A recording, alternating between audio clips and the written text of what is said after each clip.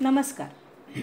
रामरक्षा स्तोत्राचं चिंतन आणि त्यातून राघवाच्या गुणगायनाचा, त्याच्या दिव्य चरित्राचा आनंद आपण घेतो आहोत. पुढे जाऊया. स्तोत्राचा 16वा श्लोक असा आहे.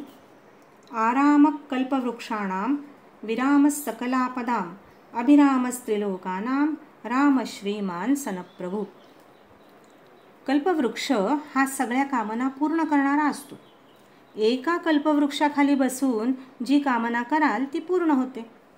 या ठिकाणी तर असं म्हटलं आहे की राम म्हणजे जणू कल्पवृक्षांचं उद्यानच आहे. राम म्हणजे बगीचा किंवा उद्यान. केवळ एक कल्पवृक्ष नाही, तर आमचा हा प्रभू तर कल्पवृक्षांचं उद्यानच आहे. तो आमच्या सगळ्या मनोकामना पूर्ण करणारा आहे.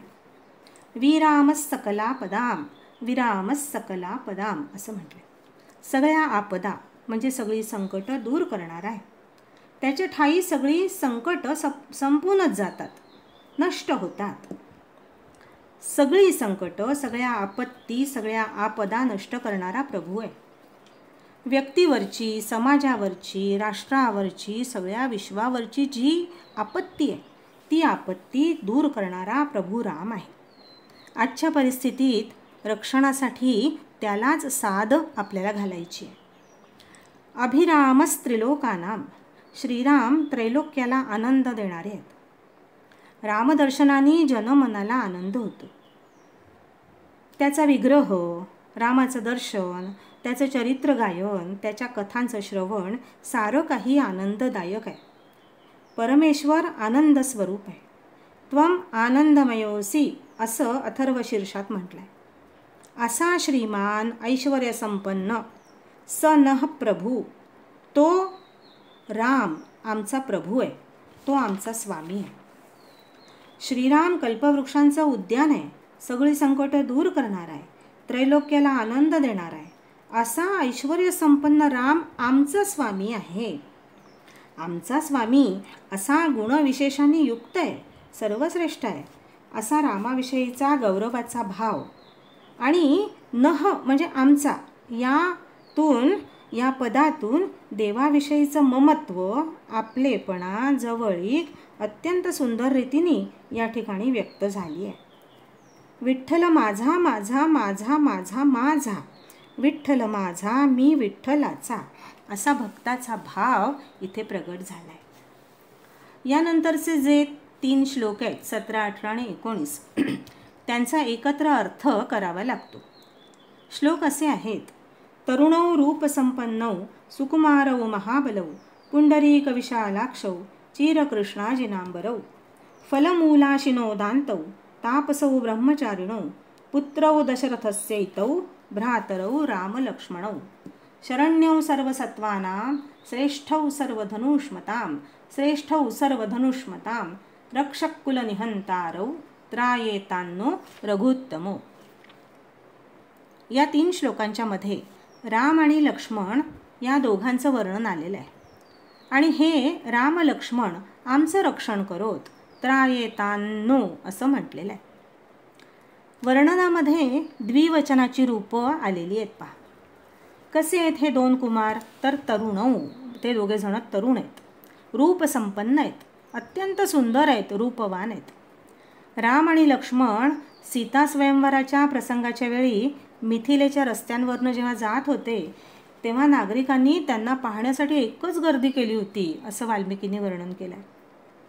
वनवासामध्ये वनातल्या स्त्रिया सीतेला बाजूला बोलवून आणि या रामलक्ष्मणांच्या विषयी विचारतात. श्याम गौर दो भाई हे कोण आहेत असं विचारतात. शूर्पणखा रामाच्या रूपावर भाळली होती. पंपा सरोवराच्या काठी सुग्रीव रामलक्ष्मणांच्या केवळ दर्शनाने प्रभावित झाला होता. असे हे सुंदर 2 जण आहेत. राजस सुकुमार मदनाचा पुतळा रवी शशी कळा लोपलिया असे आहेत. ते सुकुमार आहेत आणि महाबली पण आहेत. हे दोघे पुंडरीक विशालाक्षौ म्हणजे कमळाप्रमाणे, कमलदलाप्रमाणे विशाल मोठे नेत्र असणारे आहेत. चिरकृष्णाजिनांबरौ म्हणजे वल्कल आणि कृष्णाजीन म्हणजे मृगचर्म हे वस्त्राप्रमाणे धारण करणारे आहे. फलमूलाशिनो म्हणजे कंदमुळं आणि फळं भक्षण करणारे आहेत. वनामध्ये कंदमुळं आणि फळं हा त्यांचा आहार आहे. दांतौ म्हणजे संयमी आहेत. जितेंद्रिय असे हे दोघे जण आहेत. तापसौ हे दोघे जण तपस्वी आहेत. त्यांचा वेश आणि त्यांची चर्या आहार विहार तपस्व्यांचा आहे. ते ब्रह्मचारी आहेत. ब्रह्मचारी व्रताचं ते पालन करणारे आहेत. वनामध्ये राम आणि लक्ष्मण तपस्वी वेशामध्ये आहेत. अयोध्येतून निघताना त्यांनी वल्कल धारण केलेली आहेत आणि तपस्वी वेश त्यांनी घेतलेला आहे. शृंगवेरपुराच्या तिथे त्यांनी जटा धारण केल्या असं वर्णन आहे. राम, लक्ष्मण आणि सीता वनामध्ये अत्यंत संयमित जीवन जगत होते, व्रतस्थ होते. लक्ष्मण आपल्या तरुण पत्नीला सोडून रामांच्या मागे वनात आलाय आणि सीता वनात येण्याची अनुमती मागताना रामांना म्हणते की रामा, मी तुमच्या तपस्वी व्रतामध्ये कधीही अडथळा आणणार नाही. तुमच्या ब्रह्मचारी व्रताचा कधी भंग होऊ देणार नाही. केवढा पराकोटीचा हा त्याग आहे पहा. आणि एवढंच नाही तर अयोध्येमध्ये भरत आणि मांडवी, शत्रुघ्न आणि श्रुतकीर्ती आणि एकटी राहिलेली उर्मिला यांनी सुद्धा व्रतस्थ जीवनाचा अंगीकार केलेला होता. असा या परिवाराचा त्याग आहे. आणि असे महान आदर्श रामायणाचे आपल्या भरतभूमीला लाभलेले आहेत.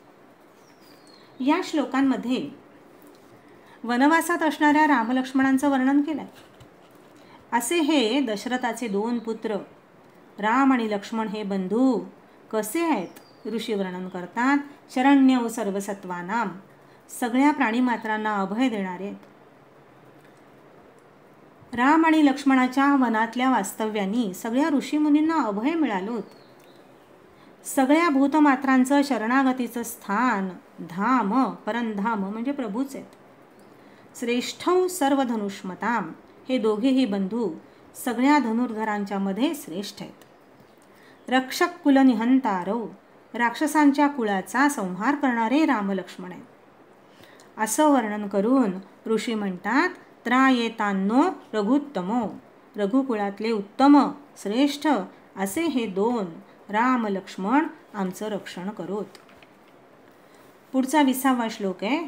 आत्तसज्ज धनुषा विषुस्पृशा वक्षया शुग निशंग संगिनौ रक्षणाय मम राम लक्ष्मणावग्रत पथी सदैव गच्छता. या श्लोकामध्ये पहिली ओळ शब्दांचे संधी होऊन सलग मोठी असा एकच शब्दाची झालेली आहे, म्हणून म्हणताना थोडी कठीण वाटते आणि चालीमध्ये सुद्धा वेगळी आहे. शब्द वेगवेगळे करून जर का म्हटलं, अर्थ जाणला तर सोपं वाटतं आणि आनंदही मिळतो. आत्तसज्ज धनुषौ, या ठिकाणी सुद्धा राम आणि लक्ष्मण या दोघांचं वर्णन आहे. ज्यांनी संधान केलेलं धनुष्य, दोरी चढवून सज्ज केलेलं धनुष्य धारण केलं आहे. इषुस्पृशौ म्हणजे ज्यांनी बाणाला स्पर्श केलेला आहे. अक्षया शुभ निशंग संगिनौ म्हणजे ज्यांनी अक्षय बाणांचा भाता नित्य जवळ बाळगलाय. असे राम आणि लक्ष्मण मम रक्षणाय, माझ्या रक्षणासाठी अग्रत पथी सदैव गच्छताम, मार्गामध्ये नेहमी माझ्या पुढे पुढे चालत. पहा, आपल्या डोळ्यासमोर चित्र आणा, कल्पना करा की आपण रस्त्याने चाललो आहोत.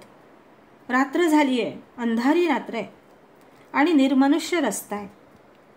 मनामध्ये खूप भीती वाटते, परंतु धनुष्यबाण सज्ज केलेले राम लक्ष्मण आपल्या रक्षणासाठी पुढे पुढे चालतात आहेत. जणू पंतप्रधानांच्या पुढे कमांडोत चालावेत त्याप्रमाणे. आणि मग भीतीचं काही कारणच नाही.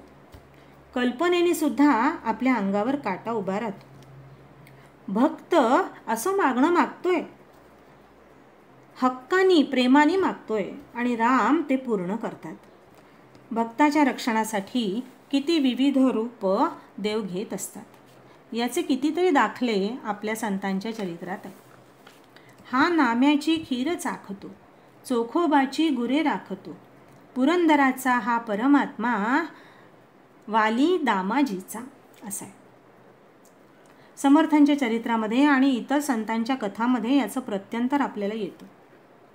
तुलसीदासांची अशी कथा सांगतात की काही चोर त्यांच्या आश्रमात चोरी करण्यासाठी गेले तेव्हा त्यांना 2 धनुर्धारी आश्रमाच्या भोवती पहारा देतात आहे असं दिसलं. अदृश्य रूपानी हा प्रभू, ही दैवी शक्ती भक्तांच्या मार्गात पुढे होऊन त्यांचं संरक्षण करते. गंगोत्री, यमुनोत्री, केदारनाथ अशा कठीण यात्रा करताना गाडीने म्हणा किंवा घोड्यावर बसून हिमालयाच्या उंच अशा रस्त्यांवर, निमुळत्या निसरड्या रस्त्यांवरून प्रवास करत असताना सगळ्यांना खूप भीती वाटत असते.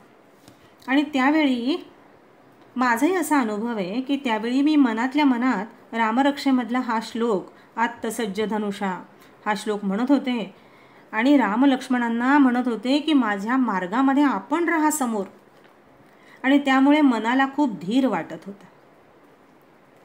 प्रवासातला रस्ता असो किंवा जीवनाचा प्रवास असो, या 2 श्रेष्ठ धनुर्धरांनी आमच्या रक्षणासाठी सदैव अग्रेसर असावं अशी प्रार्थना या श्लोकामध्ये केली आहे.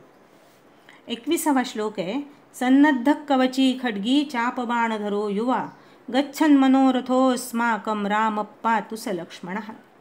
रामचंद्रांचं वर्णन केलं आहे की सदैव तत्पर, उद्यत असे, सन्नद्ध तयार असणारे, कवची अंगात कवच धारण केलेले, हातात खड्ग आणि धनुष्यबाण घेतलेले आणि तरुण असे लक्ष्मणासह जाणारे राम आमच्या मनोरथांचं रक्षण करू. किंवा जो राम आमचं मूर्तिमंत मनोरथच आहे, हे राम म्हणजे आमचं मनोरथच आहे, असा लक्ष्मणासह जाणारा राम आमचं रक्षण करो असा या श्लोकाचा अर्थ आहे. भक्त रक्षणासाठी भगवंत नित्य तत्पर असतात, कारण ते भगवंताचं ब्रीदच आहे. सदा सर्वदा देवसन्निध आहे, कृपाळूपणे अल्पधारिष्ट पाहे असं समर्थ म्हणतात. भिवू नकोस, मी तुझ्या पाठीशी आहे, हे स्वामींचं वाक्य मनाला आधार देतं. ऐसा मी भक्त सहाय्यकारी, नित्य असता शिरावरी, भक्ताशी विघ्न कोण करी, मी श्रीहरी रक्षिता. करिता भगवत भक्ती, विघ्ने छळावया आड येती. भगवान सांगतात, तेथ मी सुदर्शन घेऊन करी, राखे अहोरात्री निज भक्ता. असं एकनाथी भागवतामध्ये म्हटलंय. असे श्रेष्ठ धनुर्धर, तेजस्वी रघुकुल टिळक राम आणि लक्ष्मण आमचं रक्षण करोत असं या श्लोकांच्या मध्ये म्हटलेलं आहे. आज इथे थांबूया. राजाधिराज प्रभू रामचंद्र भगवान की जय.